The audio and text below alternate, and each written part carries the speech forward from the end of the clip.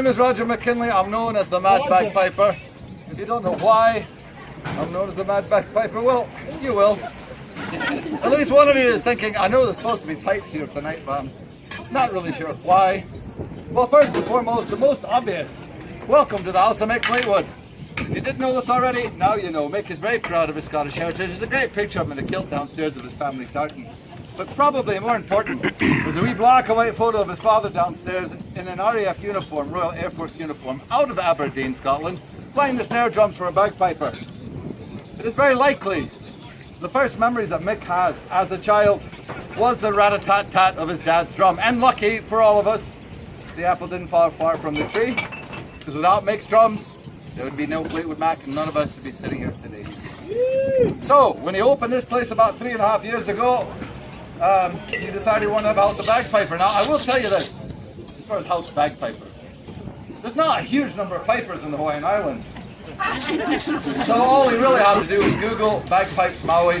Bob's uncle had me. That was it. That was 3.5 years ago. Over the last 3.5 years, I've learned a great deal about the connection not just between Mick and his Scottish heritage, but also this island's connection to that same heritage. And some of you are like, what are you on about? This has nothing to do with Mai Tais and Tahitian dancing and grass skirts. And no, it doesn't. But none of that has anything to do with Hawaii either. Yeah, that's the truth. I came the same reason why almost everybody came on holiday. Well-crafted marketing image that was planted in my head. And Mai Tais, Tahitian dancing, grass skirts, all that was part of it. The problem is, there are well-crafted marketing ideas that are not necessarily authentic. And a perfect example of that is Mai Tais. Great drink, if you want to have a hangover. And that drink was invented in Oakland, California. Grass skirts! Not Hawaiian, not even Polynesian. Micronesian. Micronesians, Marshall Islanders. Ancient Hawaiians never wore grass skirts. And finally, Tahitian dancing is Tahitian. We're in Hawaii. We have our own dances called the hula, which in my opinion are superior both in grace and beauty. Now, what does any of that have to do with the bagpipes? Not a thing. But once you've established that what you should expect is the unexpected, then you can really start to appreciate the amazing natural and cultural beauty of this place. We have an island that's 70 miles long, and we have, of course, we have the palm trees and the beaches, but we have 7 of the 9 major climate zones right here on this tiny island. So in February, you can get a sunburn here on the beach, get in your car and throw snowballs at each other on top of the mountain. I don't know anywhere else you can do that in such a short span. The culture is no less complex, but if you want to see proof positive of the British connection to these Hawaiian Islands, all you have to do is look at the Hawaiian flag. That's the flag of the Hawaiian Islands. Look what's dead center in that flag. That's a Union Jack. That's not an accident. And yet, if you read Mr. and Missioner's book, Hawaii, from cover to cover, you'll find very little to no mention of us at all. Why? It doesn't work on his plot line. I think that's the only reason. The truth of the matter is, first contact with the West was us. Now, I will say that first contact was not exactly what I'd call the best. That was a Yorkshireman named Captain Cook, who got himself into some mischief about 750 years ago and paid with his life. Second contact went much better, thank goodness. That was a young, ambitious man named Captain George Vancouver, who sailed into a harbour on the Big Island, and he met another young, ambitious man known as Kamehameha. Kamehameha at that point hadn't even unified the Big Island, let alone all of them, but he was keen to do so. And both of those men fell in with each other. From all evidence, the reasons are obvious. They were both highly intelligent and highly ambitious men. They understood each other at probably a cellular level. Both also thought the best interest of Hawaiian people was to be as unified as a single nation. Now, Kamehameha became the first man to ever unify these nations as a single king. And that was the flag that he commissioned to represent his new country.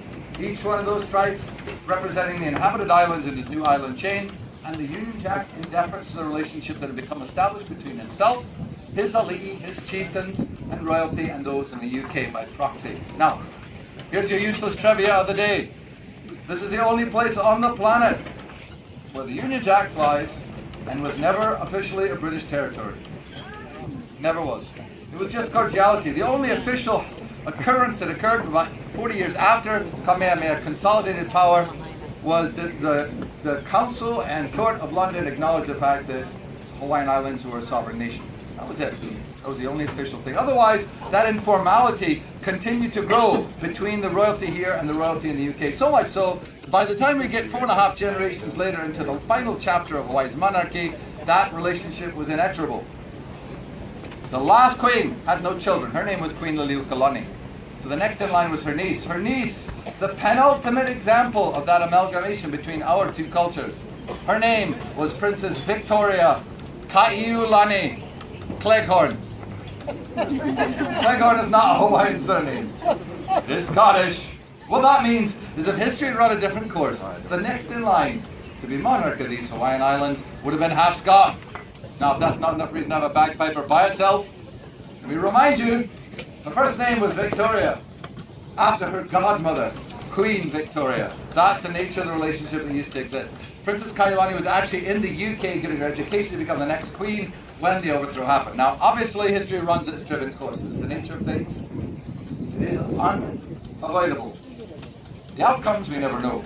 But that great flag is now the state flag, and the American flag flies highest. Now, for those of you who've been in the UK, however, you know the weather here tends to be nicer.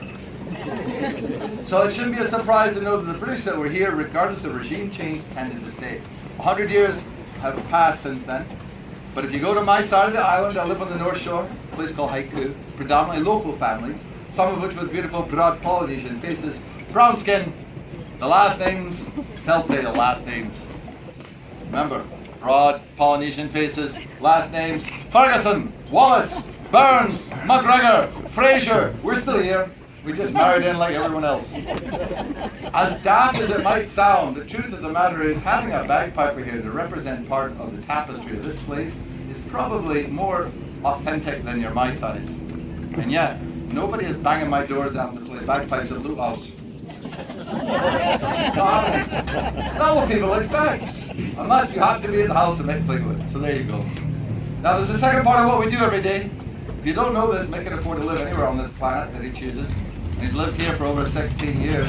It's not because of the Disneyfied version or the ABC store version of Hawaiian culture. It's because of the true Hawaiian culture which he fell in love with.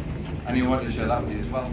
So besides having a house bagpiper, he also has a house kuman, a Hawaiian gentleman, Kanaka Maoli, that comes up and does an oli chant in Hawaiian, but most importantly, talks story in hopes of giving you a glimpse into the culture, which is the reason why Mick chose here over anywhere else on the planet. Right, now you know what to expect, at least generally. Our kuman will be coming up, and when he does, no matter what I'm playing at the time, I will switch tracks and play a tune I haven't played in a while. I think I will play as the final tune when I see him, Aloha Oi, which is a wonderful tune written by our last queen, Queen Liliuokalani, who was a prodigious writer of music, as well as an amazing figure in history. Unlike Henry VIII, who said he wrote Greensleeve and probably just killed the man who wrote it, our queen was an amazing composer of music. So I'll finish with Aloha Oi. In the meantime, are you ready to have some fun? Yeah! Right, first, before I forget, are there any birthdays? Birthdays? Yes. Birthdays? Yes. Whose birthday is it? Oh, you can always depend on your friends.